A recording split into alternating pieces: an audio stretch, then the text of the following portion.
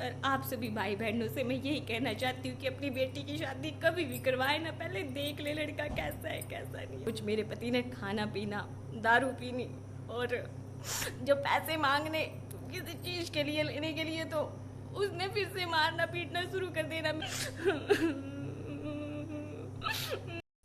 Hello everyone, कैसे हो आप सभी? आई होप आप सब ठीक होंगे और मैं भी एकदम ठीक हूँ।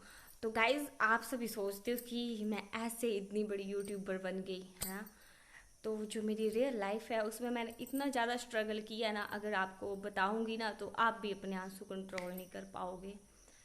तो सबसे पहले मैं स्टार्ट करती हूँ, अपनी शुरुआत करती हूँ। समझ नहीं आ रहा कहाँ से स्टार्ट करूँ और कहाँ से एंड करूँ।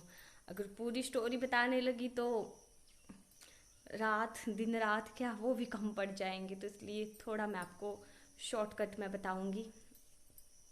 और जब मैं 19 साल की थी तब मेरी शादी हो गई थी। 19 साल की क्या छोटी सी बच्ची होती है, जब मतलब इतना पता भी नहीं होता है क्या अच्छा है क्या बुरा है। चलो घर वालों ने शादी करवा दी, पढ़ाया लिखाया भी नहीं।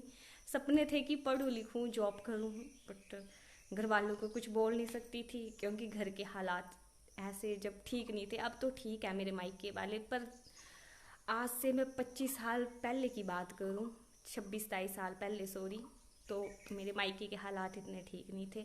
और तब कल्चर भी ऐसा था कि लड़कियों की शादी जल्दी से कर देते थे। 18-19 साल में मैक्सिमम लड़कियों की शादी कर देते थे, तो मेरी भी कर दी थी। तो चलो मैं आपको बता रही थी कि जब मैं 19 साल की थी तब शादी हो गई, चलो है ना। पति मारता पीटता था अपने मायके वालों को, मैंने कुछ नहीं बताया था डर के मारे कि उन्हें पता चलेगा तो वो तो जिंदा लाश बन जाएंगे ऐसे ही। एक मेरी बेटी हो गई, बेटी के बाद बेटा भी हो गया। चलो फिर जैसे जैसे वो बड़े होते गए वो भी देखते रहे कि मेरी मम्मी के साथ क्या हो रहा क्या नहीं। उन्होंने एक दिन अपने मतलब मेरी मम्मी से बता दिया, नानी के घर में गए थे कि ऐसे ऐसे होता है हमारी मम्मी के साथ, पापा मारते हैं। तो हाँ, मेरा पति मुझे मारता है। पहले मैंने कुछ नहीं बताया था उनको ना, मतलब मेरे साथ कुछ भी हुआ हो मैं उनको कभी नहीं बताती थी कि ऐसा हुआ है। लेकिन फिर मैंने बता दिया कि हाँ ऐसा ऐसा होता है मेरे साथ। पर एक दो बार समझाया मेरे मम्मी पापा ने, वो कुछ बोलते नहीं थे उनको। और भाई जो थे, भाई छोटे थे, अगर भाई मेरे बड़े होते तो मेरे साथ ऐसा कभी नहीं होता। और फिर बड़ी बार मारना उसने, उसे मैंने माफ़ कर देना, एक्सेप्ट कर लेना। और फिर बात बढ़ती बढ़ती बढ़ती गई आगे। तो भाई मेरे छोटे थे, वो भी कुछ नहीं कर सकते थे।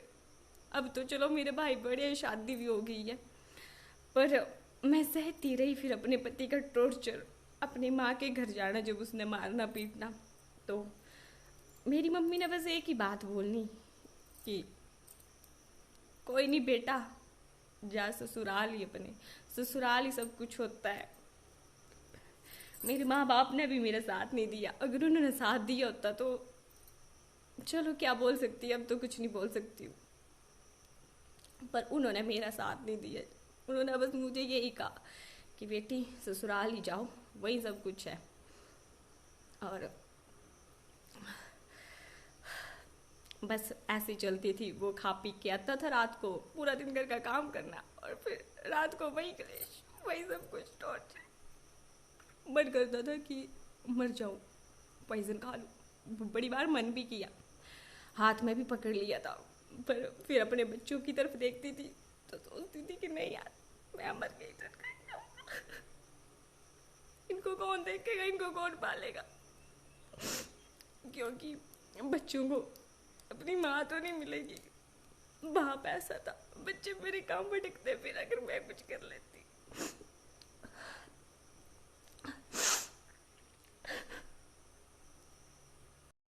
उसने रात को पीटना मारना पीटना, पर मैंने उसे कुछ नहीं बोलना। और फिर सुबह उठ के पूरा घर का काम करना, जल्दी से उठना, बिना मुंह धोए ब्रश किए बच्चों के लिए खाना बनाना, टिफिन पैक करने स्कूल भेजना, फिर पूरा दिन घर का काम करना, फिर रात को वही क्लेश।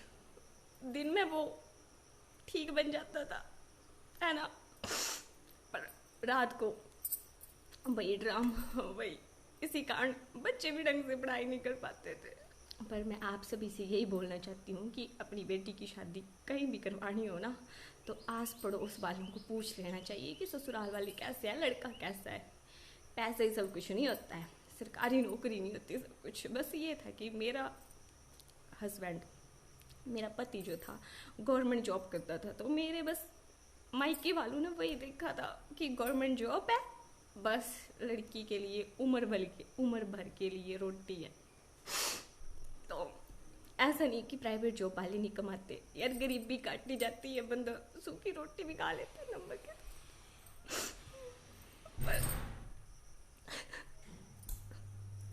तो उसने रोज, मेरे पति ने खाना पीना, दारू पीनी, और जब पैसे मांगने किसी चीज के लिए लेने के लिए, तो उसने फिर से मारना पीटना शुरू कर देना मेरे बच्चों को भी। फिर मैंने एक डिसीजन लिया, जब वो मेरे बच्चों को भी लग पड़ा रोज मारने, तो मैं सोचा बस अब बहुत हो गया, मुझे उस इंसान के साथ नहीं रहना। फिर मैं अपने घर से निकल गई, उससे डिवोर्स ले लिया। मायके वालों की तो कोई सपोर्ट नहीं थी, इसलिए उनके पास नहीं जा सकती थी। फिर मैं लोगों के घर झाड़ू पोछा लगी करने, जूठे बर्तन साफ किए, तो रूम का रेंट था 2000, तो वो भी भरना था। तो फिर लोगों के घर जाना, जूठे बर्तन साफ करने, ऐसे ऐसे अपने बच्चों का पेट पालना, उन्हें स्कूल भेजना। और एक मेरी सहेली थी, उसने मुझे बताया, उसका तो दिल से शुक्रिया मैं आज भी करती, वो मेरे लिए भगवान थी, भगवान का रूप। उसने मुझे बताया कि बहन अपना यूट्यूब चैनल बना और उस पर तू पैसे कमा सकती है। मैंने बोला मुझे तो कुछ पता नहीं है, मैं तो अनपढ़ हूँ, पर उसने मुझे बड़ी मदद करी मेरी। फिर मेरा यूट्यूब चैनल हुआ और आप सभी ने मेरा सच में बहुत ज़्यादा सपोर्ट किया। आज मेरे 1 लाख सब्सक्राइबर है, सब आपकी देन है। आप सभी भी मेरे लिए भगवान के रूप के समान ही हो। एक तो आंसू कंट्रोल नहीं हो रहे, बोलना अब नहीं जा रहा।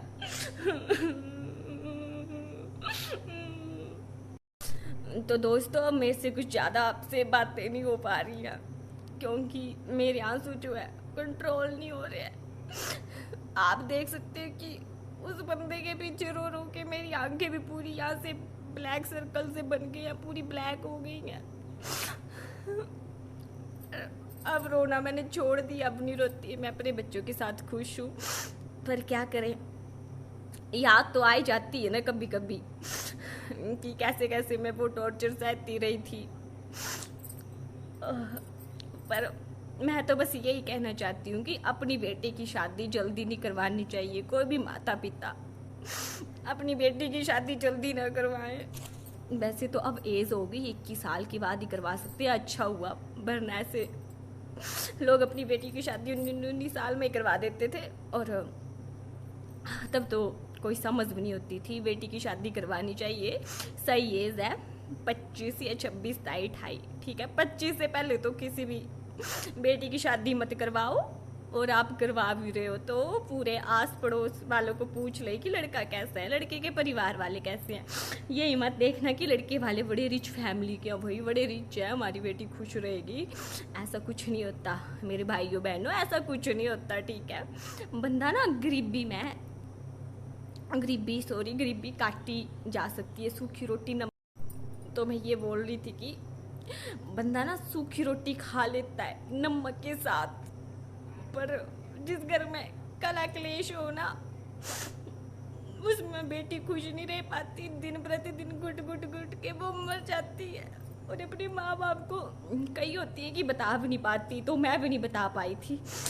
ये तो चलो मेरे बच्चों ने बता दिया कि ऐसा ऐसा हमारा बाप है, वरना मेरे माँ बाप को भी पता नहीं लगता उनकी बेटी के साथ क्या क्या हो रहा है, क्या क्या नहीं। पर जब बात ना मेरे बच्चों पर आई ना, उसने मेरे बच्चों को मारना शुरू किया ना, तो मेरे से देखा नहीं गया। फिर मैंने बोला बहुत हो गया, बहुत सह लिया मैंने अब अपने बच्चों के ऊपर ये अत्याचार होते हुए। कोई भी माँ नहीं देख सकती, मैं क्या कोई भी दुनिया की माँ नहीं देख सकती, इसलिए मैंने उस बंदे को छोड़ना बेटर समझा। काश मैंने पहले छोड़ दिया होता, पर दिमाग नहीं था ना, जब ये दिमाग नहीं था। पर मैं यही बोलना चाहती हूँ कि अपनी बेटी की शादी करे ना, तो भाई 4 लोगों को पूछ ले, आस पड़ोस को, देख सुन के ऐसे ना अमीरी के चक्कर में बेटी को शादी कर दे। वरना आपने देखा ही होगा कि सुनने को मिलता है कि 15 दिन के बाद लड़कों ने दहेज के लिए लड़की को मार दिया। कुछ भी है, लड़की वाले क्या करेंगे, बेटी तो उनकी आएगी नहीं वापिस। किसी की बेटी मर के नहीं आती भाई वापिस, इसलिए बेटी को ऐसे ना धकेल दे अमीरों के। मेरी सास ने भी मेरा जरा सपोर्ट नहीं किया। अगर उन्होंने मेरा सपोर्ट किया होता ना तो ऐसे मुझे छोटे छोटे बच्चों को लेके, जब 10-10 साल के थे, वो 12 साल की लड़की थी, 10 साल का लड़का, तो उन्हें घर से बाहर लेके ऐसे किराए के कमरे में नहीं रहना पड़ता। पर क्या करें, जब अपना सिक्का खोटा हो तो किसी को क्या दोष देना ना। शायद भगवान जी ने मेरी किस्मत में ऐसा ही लिखा होगा। चलो, पर मैं अपने पैरों पे स्टैंड हूँ। आप सभी मेरा सपोर्ट कर रहे हैं, इसलिए अब तो रोना भी छोड़ दिया। पर दोस्तों, आपको अपनी स्टोरी बता रही हूँ ना, इसलिए आंखों से आंसू निकल आए। वैसे अब मैंने रोना छोड़ दिया है। I am strong women, strong औरत बन चुकी हूँ अब मैं।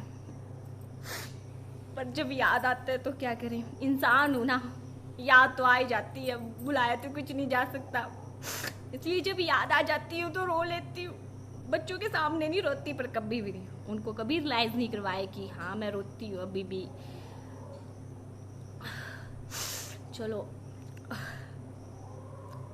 चलो आपको भी कुछ सीखने को मिला ही होगा मेरी स्टोरी से, कि अपनी बेटी की शादी ऐसे ना करवाएं अमीर घर के चक्कर में, ठीक है। बच्ची को पढ़ाएं लिखाएं, अपने पैरों पे स्टैंड करवाएं और उसे बताएं कि खुद का कमाओ, दूसरों के ऊपर डिपेंड होने की कोई ज़रूरत नहीं होती, कोई किसी।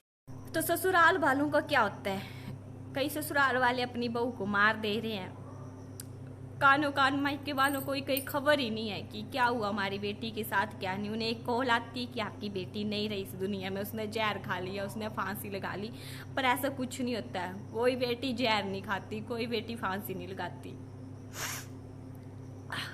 तो आप अपनी बेटी की शादी कृपया ऐसे घर में मत करवाएं, मैं बार बार बोल रही हूँ एक ही बात। और चलो दोस्तों, आज तो आपके साथ अपने दिल की बात शेयर कर दी, पर आपके साथ अपने दिल की बात शेयर करी ना तो मन को बड़ी शांति मिल रही है अब। तो बस यार, अब तो मेरे पास शब्द भी नहीं है बोलने के लिए, है तो बड़ा कुछ बोलने के लिए, पर आज के लिए बस इतना ही।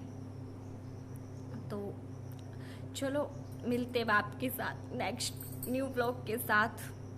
और सावन का महीना लगा, आप सोच रहे होंगे सच में मैंने ये बिंदी क्यों लगा रखी है, चूड़ियाँ क्यों पहन रखी है। क्योंकि सावन का महीना लगा है, इसलिए मैंने बिंदी लगाई है। अपनी खुशी के लिए बिंदी लगाई थी और अपनी खुशी के लिए चूड़ियाँ पहननी है, किसी की दिखावे के लिए नहीं पहननी है। और चलो, महादेव आपकी मनोकामना पूरी करे और माता रानी भी आप सभी को खुश रखे।